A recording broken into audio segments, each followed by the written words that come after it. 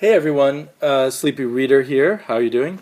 I have been thinking about panels in comic books, panels per page, how the panels are set up. A couple different things got me started thinking about this. One though was I was listening to some interview with a professional comic book writer on a podcast, and he mentioned, he was asked whether the editors,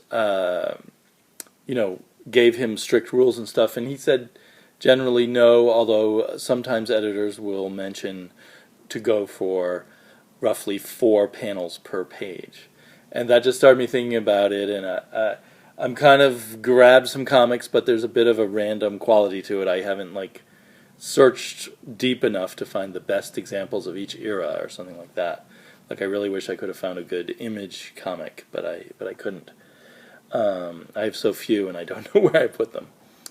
So anyway, I thought I would start by looking at The Spirit. This one is from 1947, reprint, obviously, by Will Eisner, who they've named the Eisner Award after, and one of the most influential artists in comics. So this was what he was doing he was famous for his splash pages, but this splash page has 4 panels.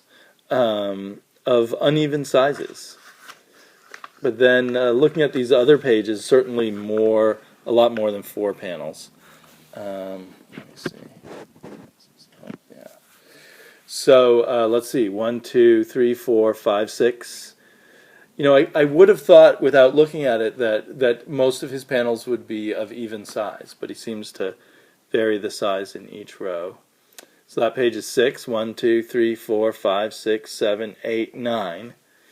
I know just counting the numbers is kind of shallow. 1, 2, 3, 4, 5, 6, 7, 8. Oh, even more over here. Can you see that? Yep. 1, 2, 3, 4, 5, 6, 7, 8, 9. I get the sense he expects to put a lot on each page, and he uses the number of panels he needs. 4, 6, 8, 9, even more than that, for what he feels the rhythm of the story should be. You can see here where he's doing a certain thing with all these little small panels for the drama of his story. So,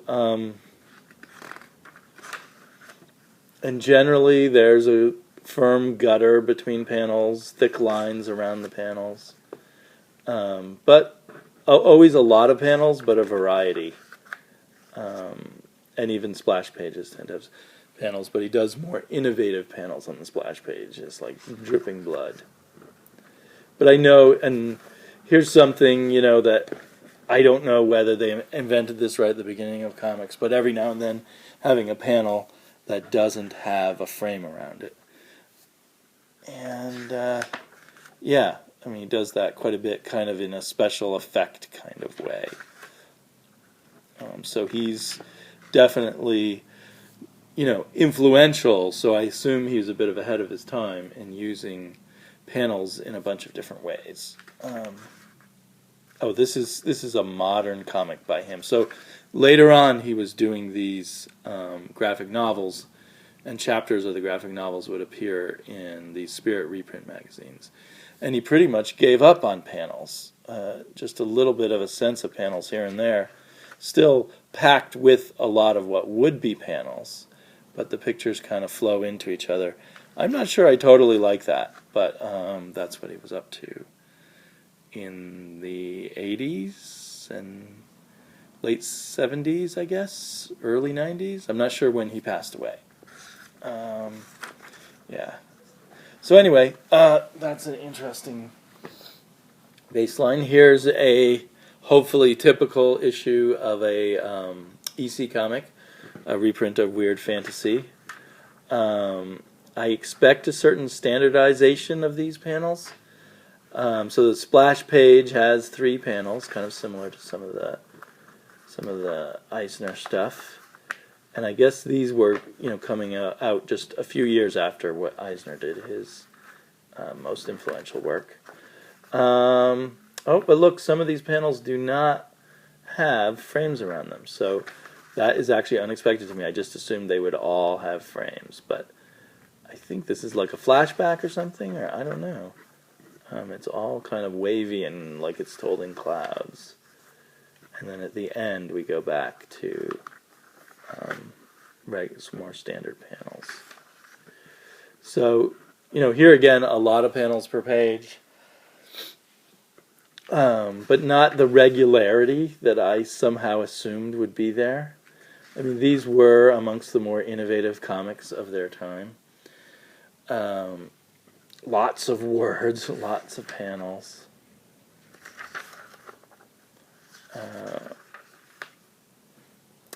So yeah, that was not quite what I was thinking I would get from a EC comic. Okay, when was this published? This is a gold key comic from 1968. Solar Man of the Atom. And I know this is going to be a bit different than what a Marvel or DC comic would be at the time. I just thought I'd look at it. Kind of looks like working off a grid with variations of the grid. Although even here a bit of an unusual choice in the shape of the panel. But mostly a sense of a grid that's been blocked off in different ways.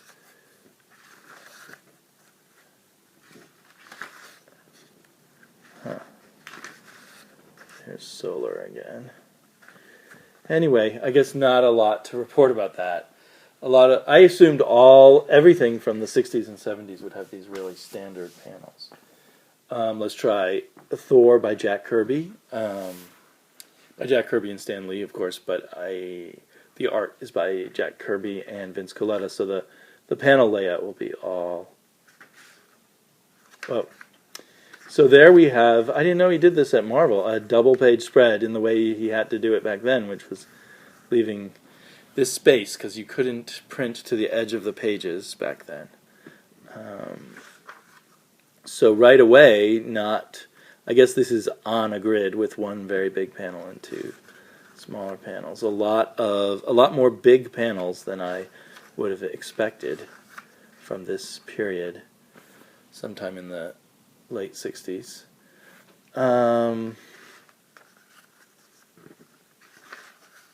Still a sense of the grid behind everything, but definitely a lot more big panels than I expected. I guess later Kirby in the 60s, I believe they shrunk down the size of the paper that the artists were working on, and then Kirby, at least at Marvel, stopped doing so many panels per page. I feel like I read that somewhere. So, yeah, this is kind of what I think of as the typical page from the 60s or 70s, based on a 6-panel grid, and sometimes you vary it by putting a larger, wider panel in. So, but I expected almost all the pages to be like this, or with 6 panels, and there's a lot more variety than I was expecting. Here's one of the first comics I ever bought. I think this isn't the original copy, though, but I think this is the third comic I ever bought, so sometime in the early 70s. Let's see, when did this come out? It's going to make me feel old. 1972, wow. I didn't know I was getting comic books in 1972. I thought I got this comic book. So this is Sal Buscema, and I'm expecting pretty much a standard grid. Here it's based on the 6 grid, but there's a different way of doing the 6 grids, dividing the page in half. That's kind of, in my memory, the standard way the panels went. But here, that's a bit different. So there's more variety in the layout. There's a 9-panel grid. 6 panels. So when I talk about a grid, even though the panel shapes change, I just imagine they're thinking in terms of 6 panels here, but then they say, well, we'll make this first one all 1. But there's still kind of an evenness in size in the rows there. but this is more. There's more variety than I expected or than I remember, with panels laid out in a different kind of 6-panel grid with two rows of 3, than some things based on more of a 9-panel grid.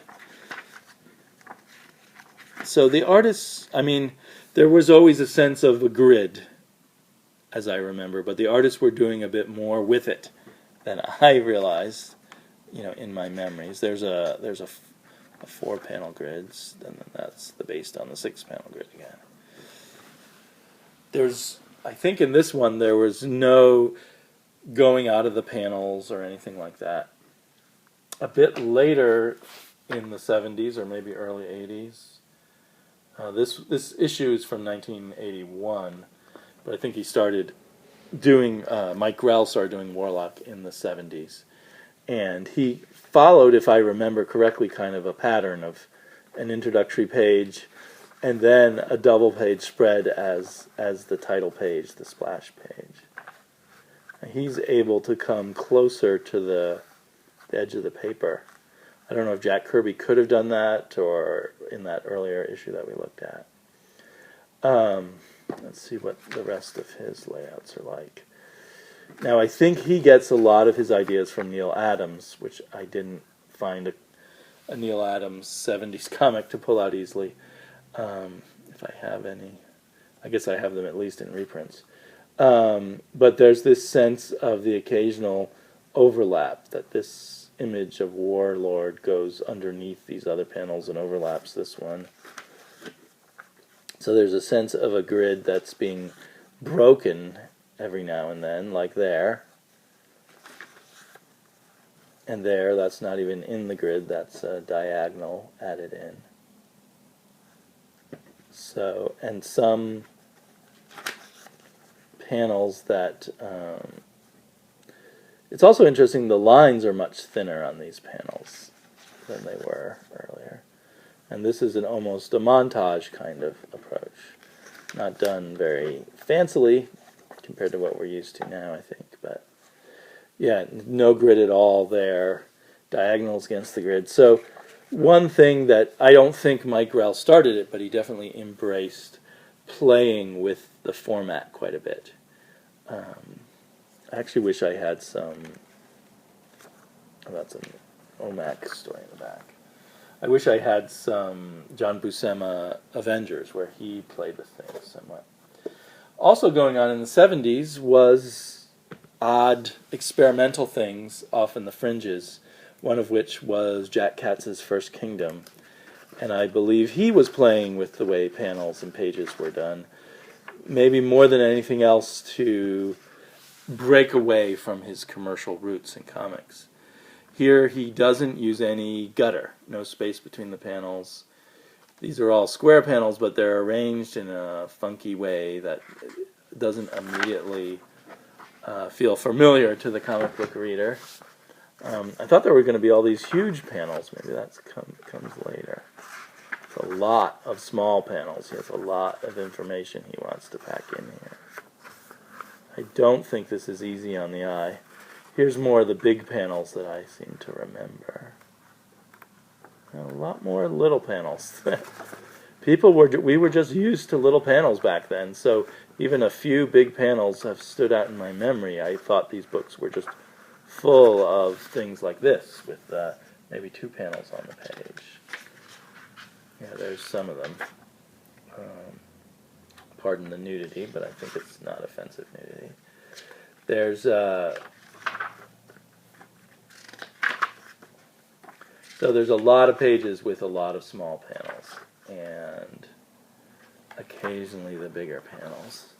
Maybe later in this series he started going bigger and bigger. I thought it was early on, or maybe it's just a false memory because of a few pages with big panels.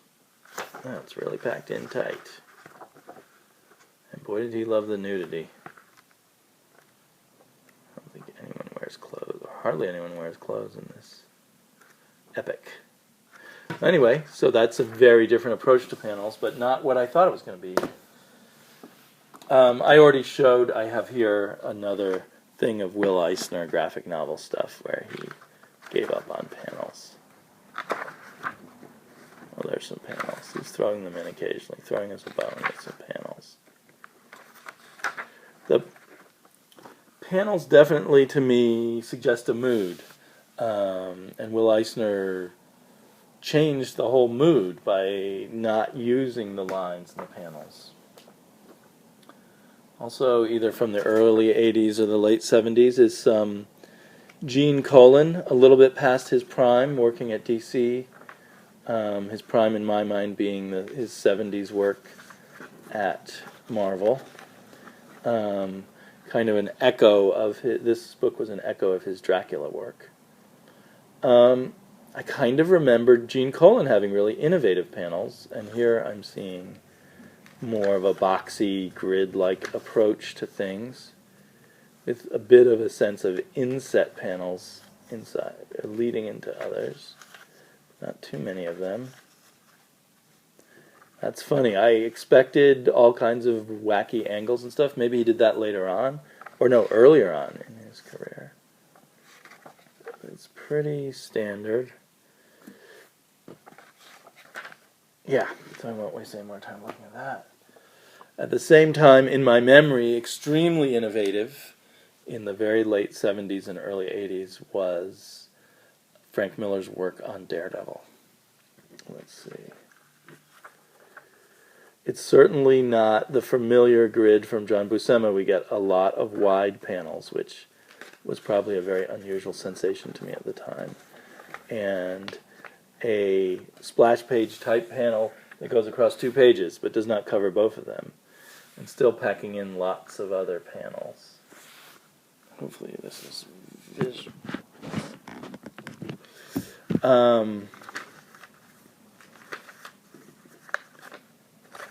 So these aren't very radical panels, but at the time they seemed to work in a different way to me in my memory than panels in other comic books at the time.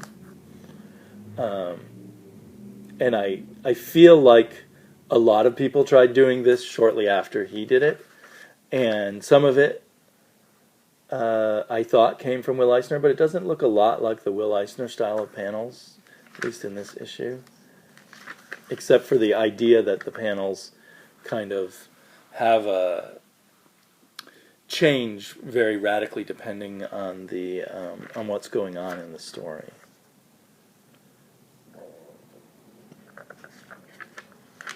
The color seems, well, anyway, I shouldn't get into the color, but yeah, he follows certain patterns and stuff, and it doesn't seem radical by today's standards, but it does sort of ring a bell in my memory of a sense of these pages are laid out in a different way.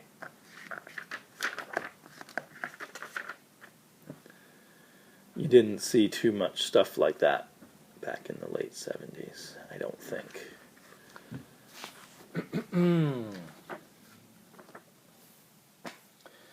Okay, then, coming on the heels of Frank Miller work, I guess, in the mid-80s, inspired this Legends of the Dark Knight, where people were supposedly doing work that was a bit more radical than in the regular comics. It was prestige format.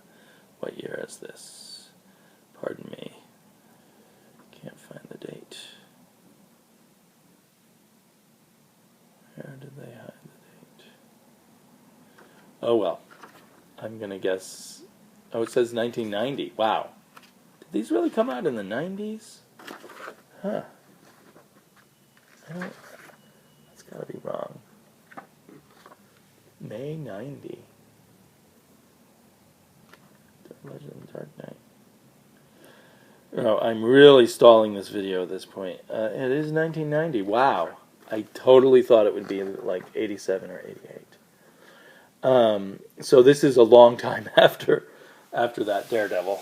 But anyway, I think it's kind of inspired still by that Daredevil. The layouts seem a bit more confused to me than Frank Miller's. There's the beginning of putting black in the background, and of course there's a bleed now. A bleed means that they can bleed out to the edge of the page, so that really changed things. There's a looser feel, like there can be more space or less space between panels, varying by the page. But still seems to owe a lot to that Frank Miller design to me. And of course, Klaus Janson owed a lot to Frank Miller in much of his work. But Frank Miller owed something to Klaus Janson too. So there we go with that. And now I'm skipping way ahead. How long is this? Oh crap, 20 minutes already. Yeah, I think I'm even worse at videos after taking a break. But anyhow, shouldn't talk about it. Shouldn't put yourself down in your own video. I've told other people not to do that. Here is Brian Hitch doing the Fantastic Four, giving them the Hitch treatment. I thought there would be even more pages that were...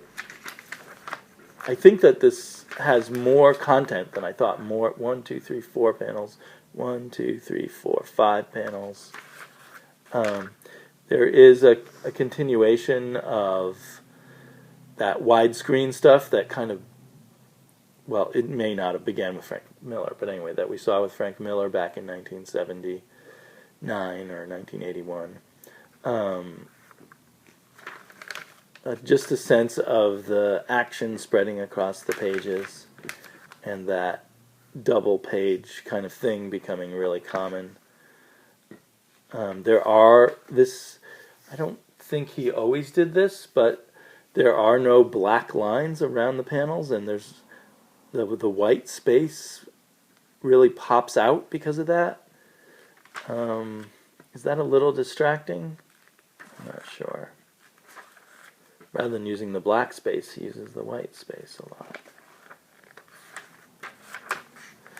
There's definitely an exciting flow to the layouts, with a lot of these stretching across 2 pages, and they can now rely on the printers to get this quite right most of the time. Yeah, that's quite an exciting page layout there. I expected more full page and double page, but it's more the use of the double page layout rather than the double page splash page that we're seeing here. And it gives it that cinematic quality that Hitch is well known for and influenced a lot of people. Again, I don't know if it really originated with Brian Hitch. Here's someone who's certainly been doing work for a long time. By long time, I mean since at least almost as long as Hitch, I would think, is J.H. Williams III, who also does his own version of a widescreen with lots of double-page layouts. Always known to always push the innovativeness. There's still a lot of panels here. This is a recent Batwoman. I love this kind of thing where it's one image and it's multiple panels at the same time. He's using some white there to divide things. Here he uses this wavy black to give us the undersea feel. So as these innovations continue, at least the better artists really use them to up the storytelling, I think. It's very exciting and slightly confusing here.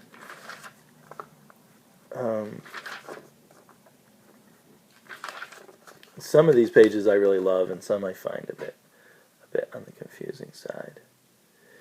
There's a sense of unity between storytelling and poster art almost, and design that goes beyond storytelling but is designed for the pleasingness of itself too, but also almost always works as storytelling. This page is a good example of that.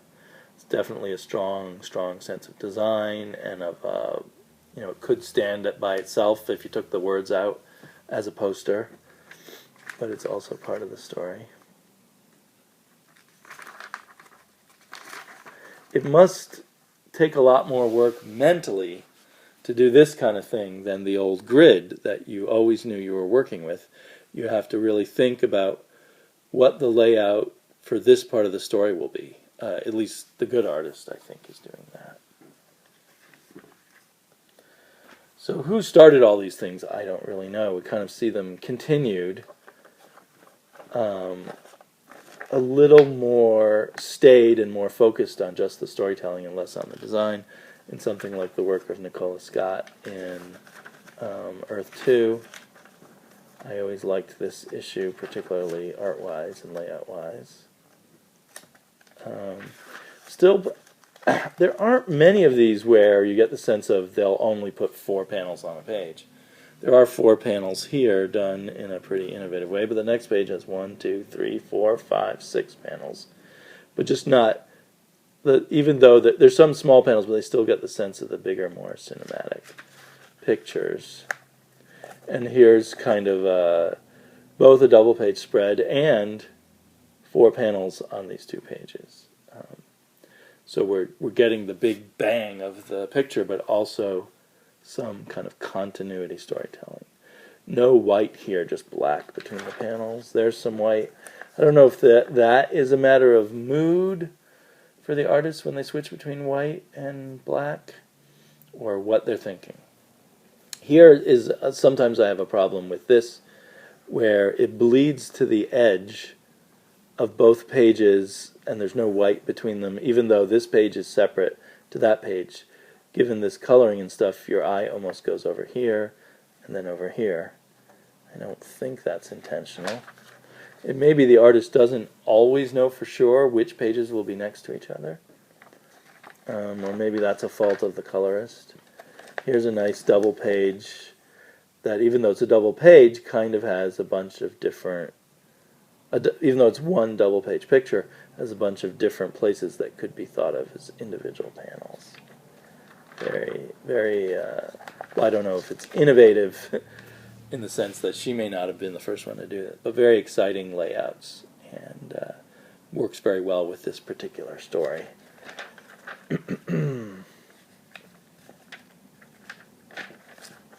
Yeah, cool stuff. Okay, I better cut it off soon. So, a lot of people know that Watchmen is famous for this 9-panel grid that he kind of worked with and played with. That is Dave Gibbons. And it's echoed a lot in Before Watchmen by Darwin Cook, I think to very great effect. But then he also puts in other kinds of things that I don't know if this is kind of a thing that I know has been done for a long time, but where you divide up one picture into many panels. So he gives us a lot of the 9-page grid. Oh, a lot more than a lot of it. And then breaks it up every now and then with something unexpected. Like that.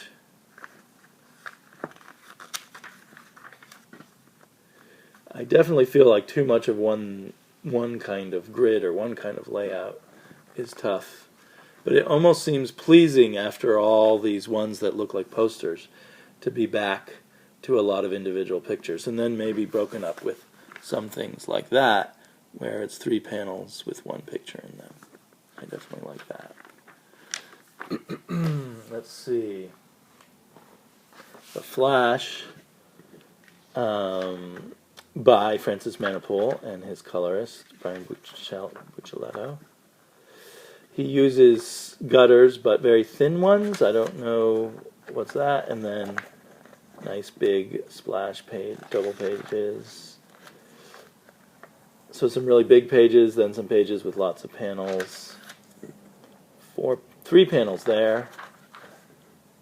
But 1, 2, 3, 4, 5, 6 panels there.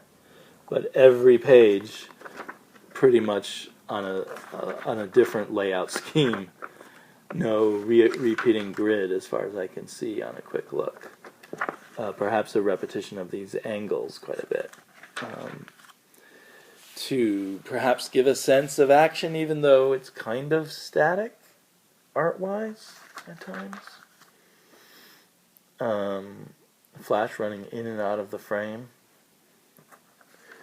Yeah, so he's does occasionally give us more standard-looking pages, but Francis Manipoul's putting a lot of work into his layouts, a lot of thought, and I really appreciate that. That's some kind of preview.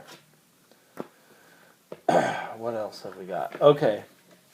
One of my favorites right now, Black Science, uses a lot of double-page spreads, double-page layouts, I should say.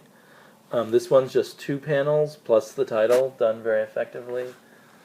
And let's see, we do get some pages that are just individual pages, some with lots of panels. You kind of expect this last panel to be like the others, and it breaks it up. And kind of sometimes bleeding to the edge, and sometimes not. It looks like he likes to often do a page with lots of gutters, and then one panel that bleeds to the edge. Maybe that's a bit of a pattern. And then here's his other pattern of the double page layout, which I just think he utilizes very well. So you get a lot of storytelling, but you also get the big cinematic punch visually. Yeah, I find it very effective.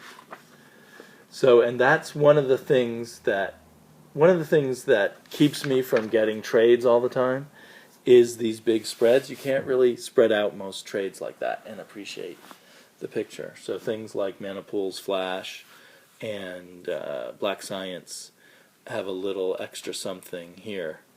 And these smaller press ones like Image that don't have the ads scattered throughout have a lot more opportunities for the artist to do the double page layout. Any more in this issue? Maybe not. Anyway, I really like those double page layouts. I think I'll stop there. So thanks for putting up with me kind of rambling on panels. And maybe I'll have some more concise thoughts about them later. Or maybe someone else will do an interesting video about panels. Thanks a lot. Bye-bye.